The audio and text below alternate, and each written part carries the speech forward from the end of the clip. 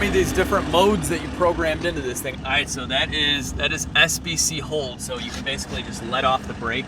So if you're at a light or something like that, it'll just hold the car. And then what's the other one you did? It's SBC stop. All right, so check out SBC stop. We're gonna get moving. He lets off the gas. The car comes to a stop on its own, and this works up until like what, 16 miles an hour, you said? Somewhere on there. Okay, yeah. so if you guys are used to driving an electric car that has heavy regen braking, it's kind of like that. We have manual mode now, so these E320s, I don't think any of them ever had manual Diesels, mode. no. So if you guys never. are familiar with the AMG cars, obviously, you have Comfort C, Sport for S, yeah, and then M for manual. So my shifter doesn't even say that; it just says the C and the S.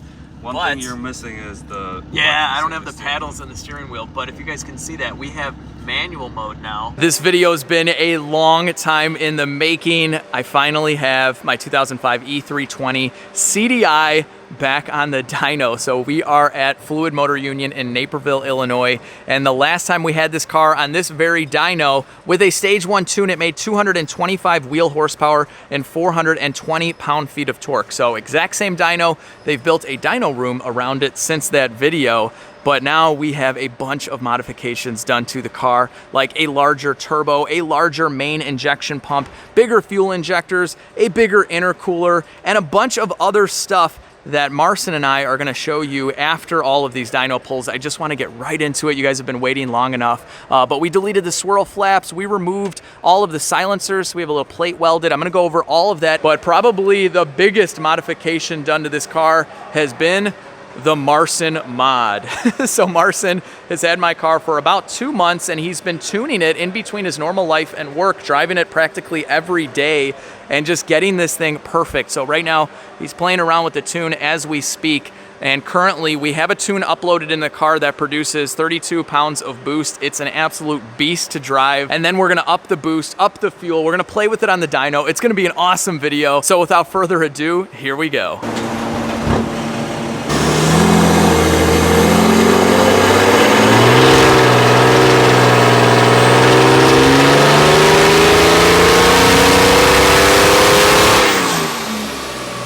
All right, so that got a little bit smoky. You probably saw the E320 disappear on that run, but here are the power numbers. Very, very impressive for our first run. We've gained 65 horsepower since the original dyno tune about a year ago, where it just had a stage 1 tune. So we were at 225 horsepower back then. We are all the way up to 290 horsepower on that run, and the torque is crazy. So we got up to about 420 pound-feet of torque last year, and now we are at, what is this, about almost 525 pound-feet of torque. And just to put this into perspective for you guys, my E55 AMG made roughly about the same torque, about 530, 540 pound-feet of torque. Now, of course, completely different power band. These are engine RPM right here on the bottom. So, I mean, look at this. We're at like, this is going to be a total tire shredder, 2,700 RPM, and we're in the 500 pound-feet of torque, even lower, 2,600 RPM.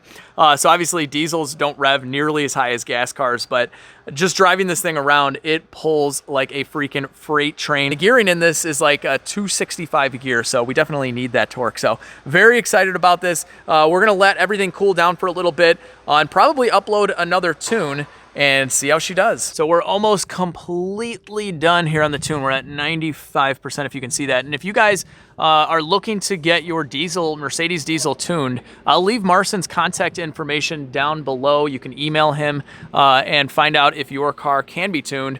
And then also if you live around the Chicagoland area, Fluid MotorUnion, of course, will work with Marcin as far as renting the dyno out and getting yours really buttoned up, especially if you have modifications. So definitely make sure to check out Marcin in the description box down below.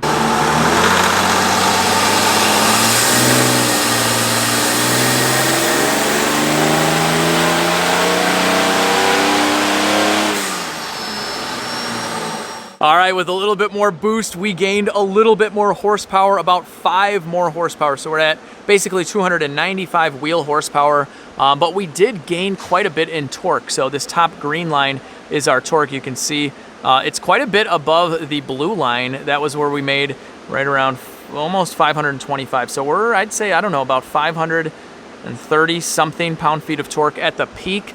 And this is pretty typical on a diesel. We're not going to see crazy horsepower numbers, but where these really shine is with the torque, especially early on. So you can see the massive difference. This is the original torque graph where it peaked out at like 420, but it pretty much tanks. It goes way down like into the 260 range, where with this one, even at its maximum RPM, we're still in the upper 300 pound-feet of torque range at the wheels. And right now we are going to take it for another rip with this tune, and then we're going to upload another tune. And it is smoking a little bit. That is just kind of something that you're going to get with a modified diesel with larger injectors, although that is something Marcin's going to be playing with as well. So we'll see what we can do as far as the smoke, but just keep in mind this is only under wide open throttle. It doesn't have a throttle, but you know what I mean. Just normal driving around, there's basically no smoke at all, and fuel economy is about factory, so I'm still able to get like 37, 38 mpgs with this car, so it's really not doing much when it's cruising on the highway. So fuel economy is a little bit lower. I was able to do like 40, 41 when it was totally stock, but as long as I can keep this right at the factory rating, I'm happy.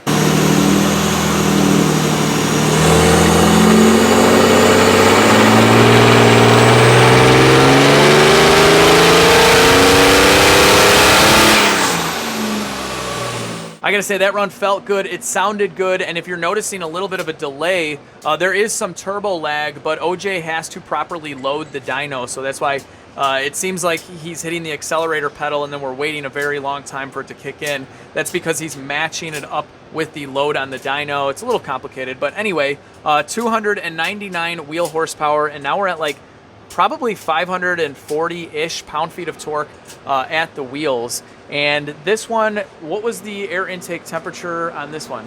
51 Celsius. When you have warm air getting in the cylinder, it's less dense, so you want to keep your intake air temperature below 50.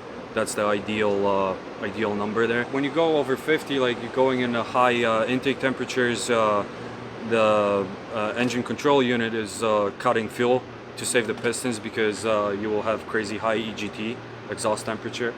So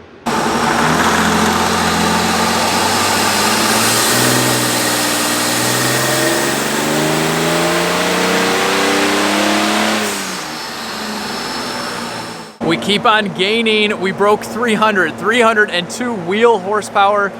Torque looking about the same, maybe 335, 340. And we actually tried running it back to back on that one because intake air temperatures were looking good. We're just trying to basically test out the intercooler system, and it's working pretty good for the size of the intercooler, except on that last run, the car just started to come off the roller. So the torque on this thing is pretty crazy, and it's so early on. As soon as that turbo kicks in, it's just a massive shock.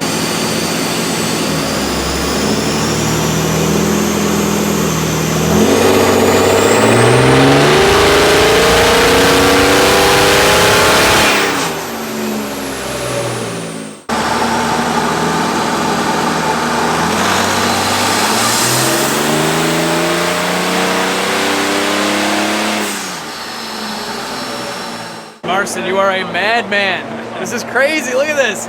313 wheel horsepower. So even from the first version of your tune, we've improved like 23 horsepower. We started off at 290. Now we're at 313, and torque is literally off the chart. Look at that. So that's like I'll have them resize the graph, but we're at like 560 pound-feet of torque. Oh yeah, that is really good. Nuts. I'm really happy. So we let the car run for like 3 minutes in between pulls. Yeah. And how was intake air temp on that second run? 56. Okay. Yeah, that's pretty decent. It was 56 at the peak, so it started off of like 25 degrees Celsius and it went up to 56. Okay. And then it starts going down because you have more airflow in your cooler. So. But for 2 pulls within 2 minutes of each other, that's actually pretty good, and now it's making the most power it's ever made. OJ resized the graph, 570-ish pound-feet of torque at about 2,700 RPM. Guys, I don't even know what to say about that. It is more than my E55 that we tested on this very dyno. This straight 6-cylinder diesel engine is an absolute monster. It doesn't skip a beat. It keeps on rocking and rolling. Intake air temperatures are good.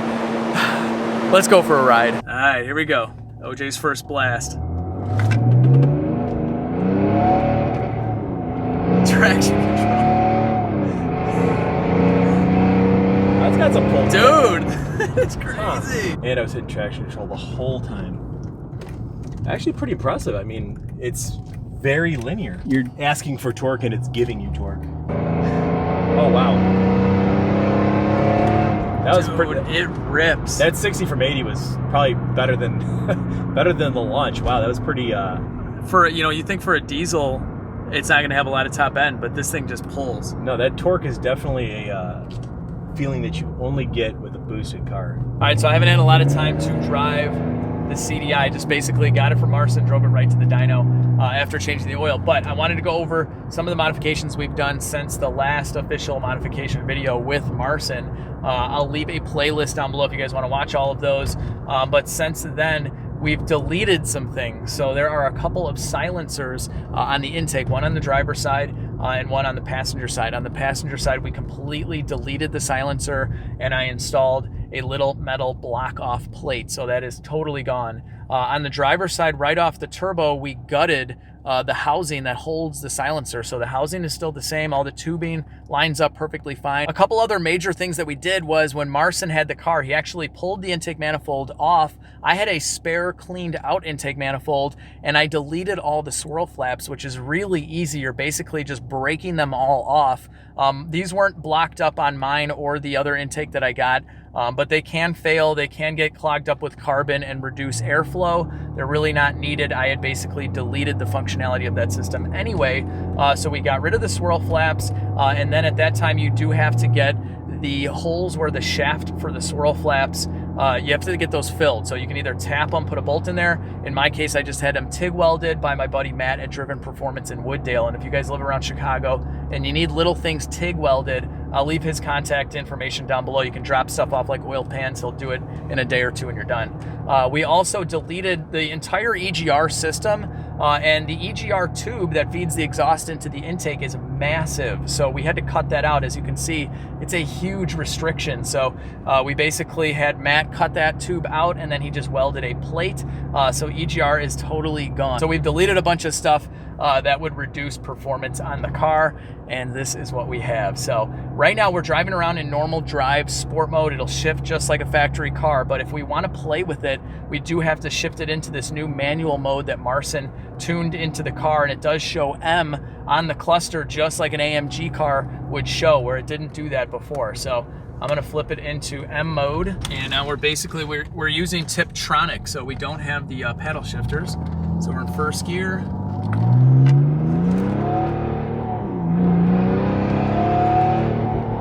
All right, I'm so late to the game on shifting here. There we go. It's so hard to get the shifting down. This is like literally my first time doing this. All right, so here's your normal S Sport mode. It'll start off in normal first gear. You just drive around with this like a normal car. Then we have Comfort mode, starts off in second gear, and our brand new manual mode.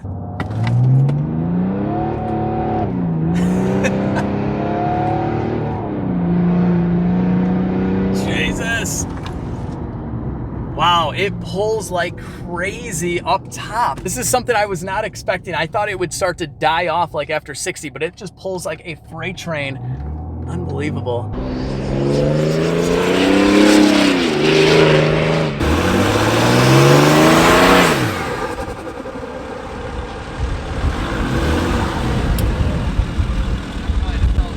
It felt really bad, like the trans mount broke. All right, guys, I think we broke something. Check this out. I felt a clunk, and watch the shifter. Oh, wow.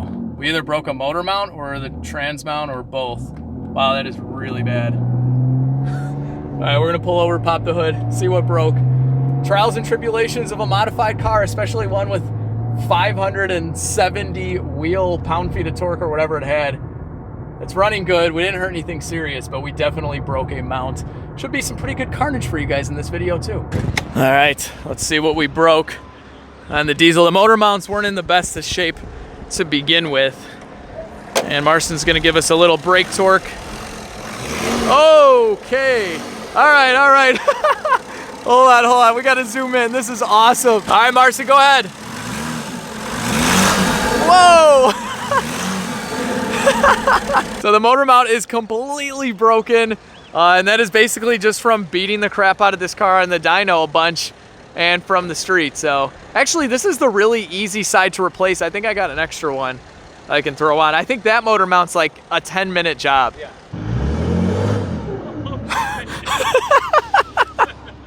All right, guys, that'll do it for today's video. I gotta get the CDI home in one piece. It's running perfectly fine, but obviously we gotta do a motor mount. Great job on the tune. This thing is a total beast now. And again, if you guys need any diesel tuning, all of Marcin's information will be down below. We got a massive diesel truck behind us. I think we probably got more torque than that guy does. Probably, yeah. So anyway, like the video if you like the video. Share, subscribe.